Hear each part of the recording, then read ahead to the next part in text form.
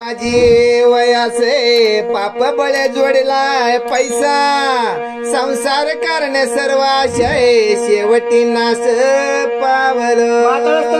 व्यर्थ असणार माझं जीवन आहे, माझी आशा आहे सगळीची सगळी व्यर्थ गेली का तर मी असणार फक्त त्या जन्मामध्ये एकच केलो पैसा कमवला पण ते बी असणार सतमार्गाने कमवला नाही, पाप केलो पापाच्या मार्गाने पैसा कमवला, एवढा पैसा पापाच्या मार्ग कमवला की मला संसाराची असणारी आशा राहिली नाही आणि शेवटी असणारा माझा त्या ठिकाणी नाश पावला। तो पिसाचे सांगू लागला मिळून काका मामा त्याय बंधू भगिनी आणि चुलत्या मिळून मज भावत्याय वाटुळे केले द्रव्याचे। त्या ठिकाणी असणारं काय केलं पापाचा मार्ग धरला, द्रव्य कमवलं, धन कमवलं, पैसा भरपूर कमवला, पण पैशाच्या भागीदारी कोण झाले? मामा झाला, मामी झाले, चुलती झाले, काका झाले, पुतण्या झाले, सगळ्यांनी असणारं धन तर त्या ठिकाणी हिसकाटून घेतलं, पण पाप मात्र माझ्या एकट्याच्या डोक्यावर बसलं आणि त्या पापामुळे मला यमाच्या ठिकाणी जाचणी होऊ लागली। ते पिसाचे सांगू लागलं सासू सासरा वहिनी सुन जावई काकी मामी आप्पा सर्वांनी वेडोने मज लागी धन लोगे।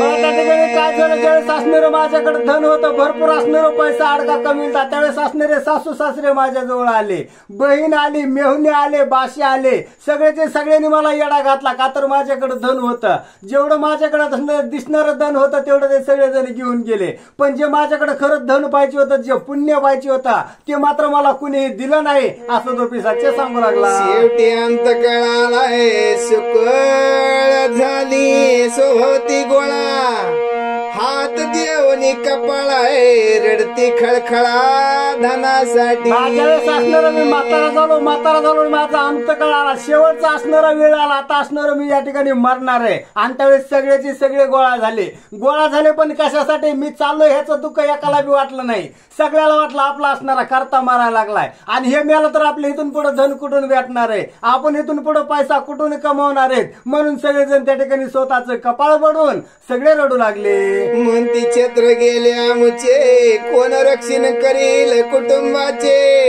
शेवटी नाही कोणी कोणाचे सर्व जायाचे सर्व गेले। असणारं सगळ्यांनी रडायला चालू केलं, रडत होते पण रडताना काय म्हणत होते, आमचं असणारं क्षेत्र गेलं म्हणजे आमची असणारी सावलीच गेली, का तर आमच्या सगळ्या कुटुंबाचा सांभाळ आजपर्यंत हेच करत होता, धन कुठल्या का मार्गाने कमविला पण सगळ्यांनी सांभाळत होता, सगळ्याची आयुष्यत होती, आता असणारं नेमकं हेच गेला मग आमचं काय होईल असं असणारे ते सर्व बोलू लागले, पण त्या ठिकाणी कोणी कुणाचं नव्हता, कोणी कुणाच्या जवळ नाही, तो पिसाचे सांगू लागला आईशी गती माझी झाली शेवटी यमयातना प्राप्त झाली सर्व आटले तेही काळी सोडविता बळी नदीशे पय। अशा प्रकारे असणारा अंतकाळ झाला, मरण आलं आणि यमाच्या दूताने धरून यमपुरीमध्ये आणलं पण यमाच्या दूताने भरपूर त्रास द्यायला चालू केला, त्या ठिकाणी यमाची जाचणी होऊ लागली, त्यावेळेस अवताली भावताली बघितलं, कारण आता आजपर्यंत सगळ्यांनी सांभाळलं होतं, सगळ्यांनी धन दिलं होतं, पण त्या ठिकाणी सोडवाय मात्र कुणी आलं नाही, ते पिसाचे बोलू लागलं काळाचे मुखी होऊन सर्वताय न देख कोणी सोडविता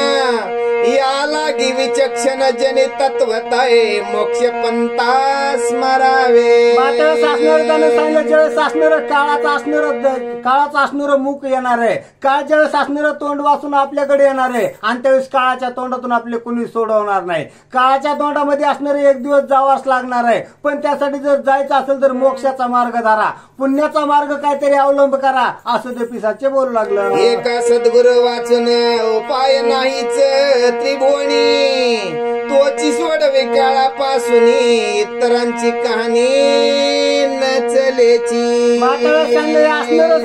संसाराच्या असणाऱ्या दुःखाच्या सागरामध्ये ज्यावेळेस आपण बुडत असताल, ज्यावेळेस आपल्याला असणारं कोणी सोडवायला येत नसाल, त्यावेळेस आपली सोडवायची आशा झाली एकच आपला असणारा गुरु, आपला असणारा सद्गुरु किंवा आपला असणारा भगवंत, त्याच्याशिवाय दुसरा कोणी सोडवायला येऊ शकत नाही आणि त्याच्याशिवाय दुसऱ्यावर पुन्हा आशाही ठेवू नका, असं तो पिसाचे सांगू लागलं। आईसा मी फार पस्तावलो शेवटी रवरवी पडता झालंय ते भवत जाजवलो कुसमुसलो अंतरी. मग असं असणार शेवट झाला आणि त्या यमाच्या दूताने काय केलं, मला नेलं. जे असणारे 7 नरक आहेत, 7 नरकाच्या ठिकाणी असणारा जो रौरव नावाचा नरक आहे, जो 7वा नरक आहे, आणि त्या नरकाच्या ठिकाणी घातलं. त्या ठिकाणी घातलं, पण त्या ठिकाणी त्यांनी मला भरपूर चाचणी दिली, भरपूर त्रास दिला, पण माझं मात्र त्या ठिकाणी सोडवायला कुणी नव्हता. तो पिशाच बोलू लागला, ते कुंभ पाक कुंड तळी विस्तीर्ण लहान तोंड,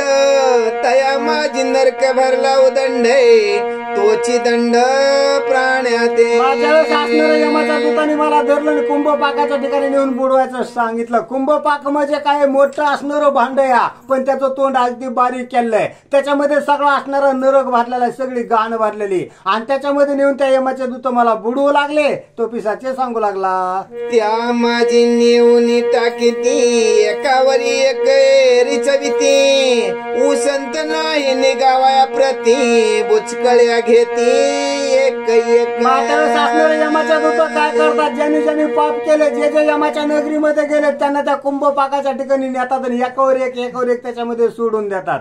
एकावर एक देतात, पण त्याचं तोंड अगदी असणारं लहान आहे, आणि त्याच्यातून कोणाला बाहेर येता येत नाही. बाहेर न आल्यामुळे काय करतात, सगळे असणारे त्या ठिकाणी बुचकुळ्या देतात.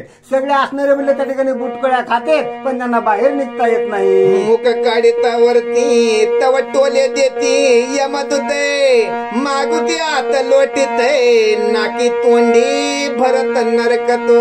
मात्र असणारं एखाद्याला असणारं वाटलं आपण असणार होता याच्यातून बाहेर निघावं पण एखाद्यानं जर का असणारं तोंड वर काढलं की लगेच यमाचे दूत तोंडावर मारत येतात. पुन्हा असणारं त्या नरकामध्ये बुडवत येतात. सगळ्या नाका तोंडामध्ये असणारा तो नरक शिरतोय, असं तो पिशाचे सांगू लागला. आईशी चाचणी दिवस बहुतय, भोगले सहस्र वर्षापर्यंत, शेवटी मजा काढून देते पिशाचे येवणी तटाकी. बघा अशी असं चाचणी असं असणारं त्रास बऱ्याच दिवस म्हणजे 1000 वर्षापर्यंत त्या ठिकाणी भोगला. 1000 वर्ष एवढा त्रास सहन केला, आणि पुन्हा त्या यमाच्या दूताने मला बाहेर काढलं. पुन्हा सुद्धा पवित्र देह भेटला नाही. पुन्हा असणारे पिशाच्याचं शरीर त्यांनी मला दिला. ते पिशाचे बोलू लागला, ते शुद्धा लागता बहुते, परिसंक्रियन रुधिर मुक्त, कपा कवळो मध्ये अडकत, शुद्धा शांत न होय.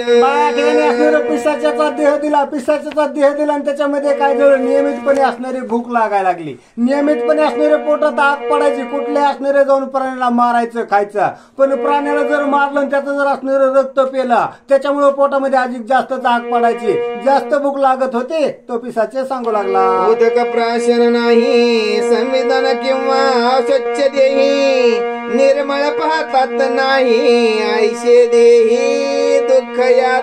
पिशाच्याचा देह भेटला. पिशाच्या देहामध्ये असणारं पाणी प्यायला भेटत नव्हतं, पाणी असणारं प्यायचं नाही, काही असणारं चांगलं खायला भेटत नव्हतं, चांगलं कधी काही बघायला भेटत नव्हतं.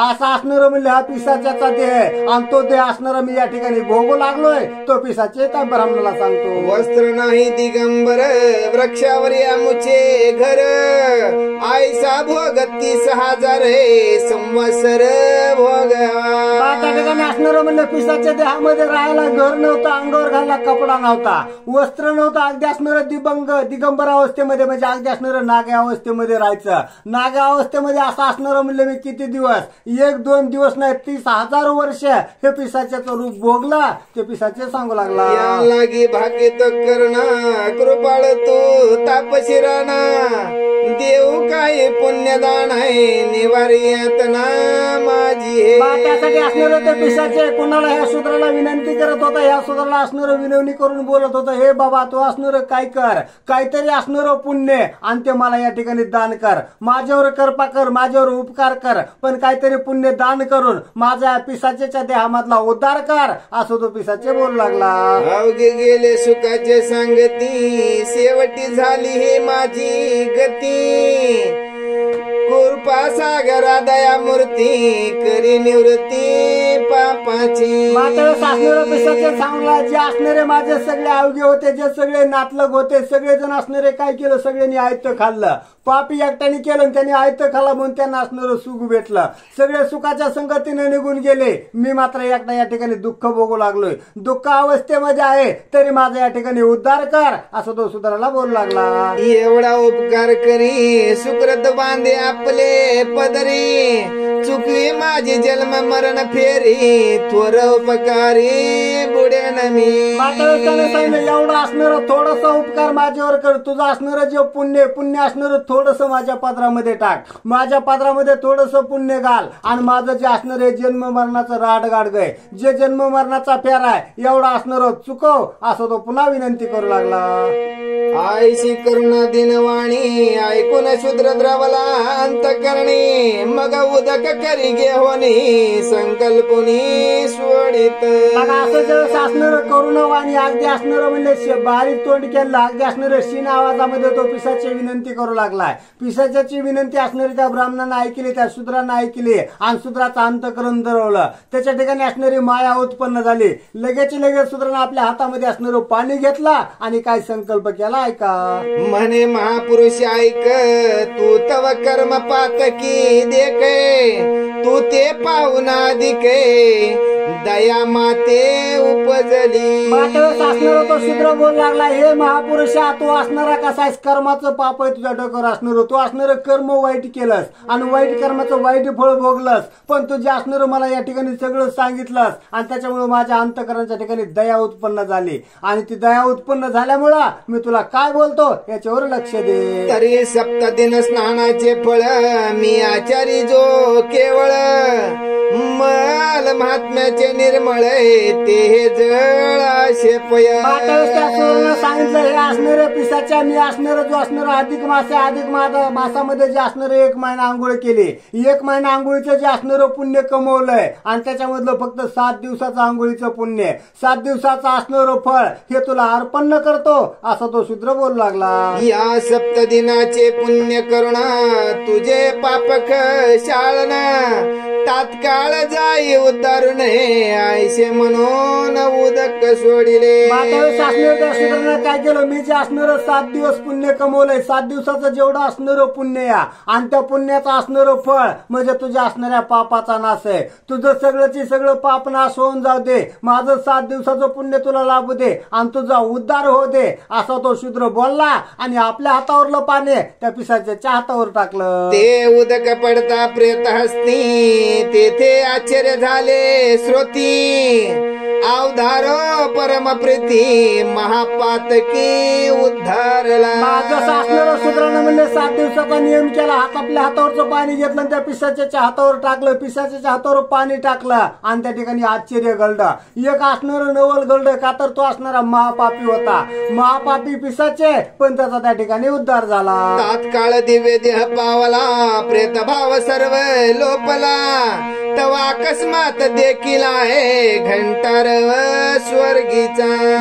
असणार म्हणजे काय झालं, त्याचा असणार म्हणजे जो पिशाच्याचा देह होता, पिशाच्या देहाचा त्या ठिकाणी नाश झाला आणि त्याला एक असणार दिव्य देह प्राप्त झाला. दिव्य देह प्राप्त झाला एवढ्यावर थांबलं नाही, लगेच म्हणजे स्वर्गाच्या ठिकाणी असणाऱ्या मोठ्या मोठ्या घंटा वाजू लागल्या आणि त्या असणाऱ्या शूद्राने आणि त्या असणाऱ्या पिशाच्यानं दोघांनी पाहिल्या. दिव्य विमान स्वर्गाहून तात्काळ उतरले ते क्षणी, लखलखित देवांगण हे उभे येऊनी टाकले. असणार काय झालं, लगेच असणार दिव्य विमान आहे, दिव्य विमान स्वर्गाहून त्या ठिकाणी येऊन उतरलं. जसं विमान उतरलं तसं त्याच्यामधून असणारे म्हणले दिव्य अप्सरा बाहेर आल्या आणि अप्सरा बाहेर येऊन त्यांना काय बोलू लागल्या. पिशाचे उतारला तात्काळ विमाने बैसवणे गेले ते वेळ, नेत्री पाहते झाले सकळे म्हणती धन्य फळ स्नानाचे. पिसाच्याचा असणार उद्धार झाला, फक्त 7 दिवसाचं पुण्य भेटलं आणि 7 दिवसाच्या पुण्यानं पिसाच्याचा उद्धार झाला. उद्धार झाला तो असणाऱ्या विमानामध्ये बसला, विमानामध्ये बसून तो निघून गेला. पण हे असणार कोण, जे असणारे गंगेच्या कडेला सर्व स्नानासाठी आले होते, आंघोळीसाठी आले होते, जे सर्वांचा मेळा होता, सर्व मेळ्यानं बघितलं आणि मनामध्ये विचार केला हे असणार आंघोळीचं पुण्य. सर्वजण बोलू लागले, मल स्नानागाद महिमा कृपाळ तो सर उत्तम, धन्य या शूद्राच्या नेम केले कर्म घटित. मल स्नान हे असणार एक आगाध महिमा आहे, असणाऱ्या अधिक मासामध्ये आंघोळ करणं हे असणारं मोठं पुण्याचं काम आहे, मोठा असणारा आगाध महिमा आहे. का तर त्या असणाऱ्या शूद्रानं हे मल मासाचं स्नान केलं आणि त्याच्या 7 दिवसाच्या पुण्यानं तो पिसाचे उद्धरून गेला, असं सर्व बोलू लागले. सोय पुण्याचे दान केले, आयसे कधी देखिले नाही केले, आयशिया पाप्या त्या उद्धरिले अनुपम्य केले या सुधरे. असणारं समजलं स्वतः असणारं पुण्याचं दान केलं, कारण आजपर्यंत पुण्य कुणी कुणाला दान केलं असं कधी ऐकलं नव्हतं, कधी पाहिलं नव्हतं. पण एका शूद्रानं स्वतःचं पुण्य त्या पिशाच्याला दान केलं आणि त्या पिशाचा त्या ठिकाणी उद्धार झाला असं सर्व एकमेकाला सांगू लागले. आश्चर्य कर्ण सर्वांनी येऊन लागती शूद्र चरणी, जय जयकार गोकर्ण प्रवर्तला धरे. मात्र त्या ठिकाणी आले सर्व ब्राह्मणाचा मेळा होता. ब्राह्मणाच्या मनाला आश्चर्य वाटलं. सगळे ब्राह्मण त्या शूद्राच्या जवळ आले. त्या शूद्राचं असणारं जय जयकार केला. त्या शूद्राचं दर्शन त्या गोकर्ण क्षेत्राच्या ठिकाणी घेऊ लागले. मग नाना परी दिव्य रत्न ठाई ठाई विप्र भोजन होता पुराण कथा श्रवण आनंद पूर्ण सर्वाते. असणारं शूद्राच्या पुण्याने एक भूत असणारे एक पिसाचे उद्धरून गेले. हे सगळ्यांनी बघितलं आणि त्या ठिकाणी म्हणजे प्रत्येक ठिकाणी असणारे जेवण बनवले गेले. प्रत्येक ठिकाणी असणारे ब्राह्मण असणारे जीव लागले. तर सगळं असणारा आनंद त्या ठिकाणी पूर्ण झाला. आयसा मलमास स्नान महिमा निवेदिला श्रोत्या तुम्हास जो कथिला सार्वभौमास श्री विष्णू लक्ष्मी दे. असणारा अधिक मासाच्या आंघोळीचा महिमा, अधिक मासाच्या स्नानाचा महिमा कोणी स्वतः असणारा म्हणजे ग्रंथकर्ते सांगले. जे असणारे विष्णू नारायण ते विष्णू भगवंत येतात आणि विष्णू भगवंतांनी आपल्या पत्नीला लक्ष्मीला सांगितला. जो त्यांनी सांगितला आणि तोच मी असणारा तुम्हाला भक्तांना सर्व त्यांना सांगू लागलोय. ग्रंथकर्ते बोलू लागले. तोच प्राकृत भाष्य वैखरी भरविल्या श्रोत्यांच्या कर्णद्वारी निवून पूर्ण तो चतुरी क्षमा मजवरी पैकी जे. मात्र ग्रंथकर्त्यांनी सांगितलं तोच असणारा महिमा तीच असणारी कथा. मी असणारं काय केलं फक्त प्राकृत भाषेमध्ये म्हणजे मराठीमध्ये लिहिली आणि प्रत्येक श्रोत्याच्या असणाऱ्या ऐकणाऱ्याच्या असणाऱ्या कानामध्ये सांगितले असं ग्रंथकर्ते बोलू लागले. मला महात्म्य आगाध महिमा जेने संतोष पुरुषोत्तमा म्हणून धरी जे अति नेम आहे अनुक्रमे संपादावा. अधिक मास आहे. अधिक मासाचा महिमान फार असणारं मोठं फार असणारं चांगलं या. आणि अधिक मासाचा असणारं महिमान कोणाला जात आहे स्वतः असणारं पुरुषोत्तमाला जात आहे, स्वतः विष्णू भगवंताकडे जात आहे. म्हणून अधिक मासाचे असणारे जे अनेक नियम सांगितलेत त्याच्यामधला एक तरी नियम करा ग्रंथकर्ते विनंती करू लागले. काही धन न लागत बहुत फुकाचे पुण्याशे जोडत या लागे साधा विहित हेची विहित सर्वदा. ज्याला असणारं अधिक मासाचं पुण्य कमवायचे. अधिक मासाचं पुण्य कमवण्यासाठी धन काही लागत नाही, धनाची गरज नाही. कमवायचं ते सगळं फुकट कमवायचं. का तर आंघोळ करायची, नदीला जायचं ना आंघोळ करायची. एक नियम केला तरी आपल्या पादरामध्ये पुण्य येऊ लागलंय. एक ब्राह्मण जेव घातला तरी पुण्य येऊ लागलंय. एक दिवा दान केला तरी असणारं पुण्य भेटणार आहे. याच्यामुळे याला काही लागत नाही ग्रंथकर्ते सांगतात. शेवटी कोणी कोणाचे नाही एकटे पडले लागे प्रवाही. शेवटी कोणी कोणाचे नाही एकटे पडणे लागे प्रवाही. धन धना ते सर्व राई जेतील ते त्याची. शेवटी ग्रंथकर्त्यांनी सांगितलं आताच पिशाच्या वेळीमध्ये सांगितलं होतं शेवटी असणारं कुणी कुणाचं नाही. कारण सगळे आहेत. जोपर्यंत धन आहे तोपर्यंत धनाचे सुप्ती येतात. जोपर्यंत गुळाचा ढेक आहे तोपर्यंतच त्याच्या भोवताली जमलेले मुंगळे येतात. एकदा गुळ उचला एक मुंगळा तिथे थांबणार नाही. आणि आपली अवस्था अगदी असणारी तशीच आहे. जोपर्यंत आपल्याकडे धन आहे तोपर्यंत सगळे आपल्या जवळ येतात. शेवटला असणारं कुणी कुणाचं नाही ग्रंथकर्ते बोलून गेले. या लागे करा काढा काढी साधा बापानो लवड सवडी जेने सुटे काळाची बेडी आयशी तातडी करावी. या ठिकाणी असणारं किती धन कमवलं, किती धान्य कमवलं, किती सोनं नाणं कमवलं सगळं जिथल्या तिथं ठेवून जायचंय. आणि त्याच्यासाठी काय करा आता असणारी लवड सवडी म्हणजे असणार आपल्याला ज्यावेळेस सवड भेटेल ज्यावेळेस असणारा टाइम भेटेल आणि त्यावेळेस तरी तुम्ही असणारं भगवंताचं नामस्मरण करा, भगवंताचं व्रत धरा, भगवंताच्या असणाऱ्या नामाचा महिमा गा आणि याच्यामधून स्वतःचे असणारे जीवन मुक्त करा ग्रंथकर्ते बोलू लागले. इति श्री अधिक मास महात्म्य ग्रंथ पद्मपुराणाचे संमत मनोहर सुत विरिंचित 19 अध्याय गोड श्रीकृष्ण अर्पण नमस्तुते पुंडलिका.